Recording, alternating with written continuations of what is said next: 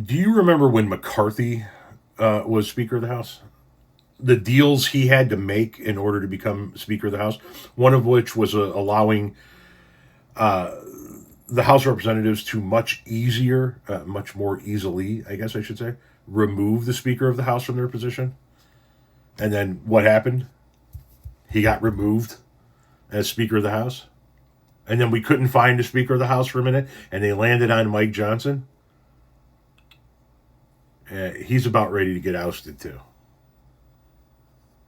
We have some pretty major news right now. The biggest Republican break from Mike Johnson is happening as we speak. Elise Stefanik, one of the most senior Republicans in the House of Representatives, has just come out and told the Wall Street Journal that Mike Johnson would not have the support or the votes to remain Speaker if a new vote was held today, and that he's simply the reason why Republicans are set to lose big in 2026. Elise Stefanik is not just some regular Republican. She's the chairwoman of the House Republican Caucus, literally one of the top 5 senior Republicans in the House of Representatives. And she works directly with Speaker Johnson in leadership.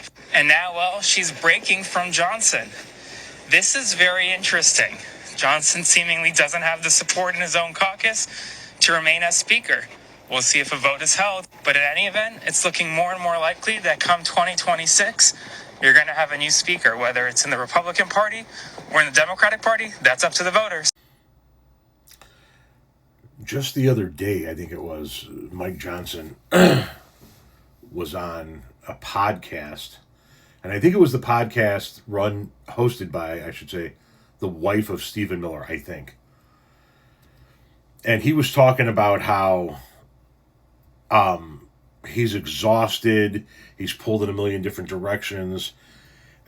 He sounded like a defeated man who was seeing some writing on the wall. And I was wondering why he was saying the things he was saying.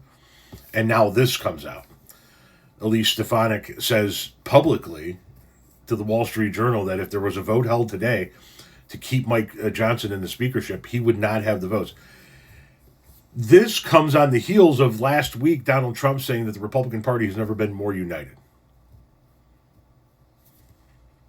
You have several members, or a handful of members of Congress questioning Pete Hegseth's war crime in the Caribbean.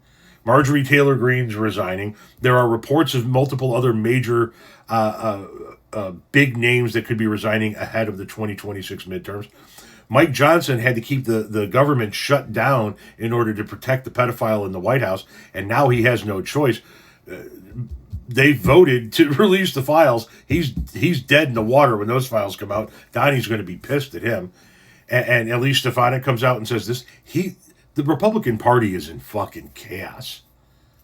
They're in chaos. They saw what happened in Tennessee. They saw what happened in a district that Trump won by 22 points.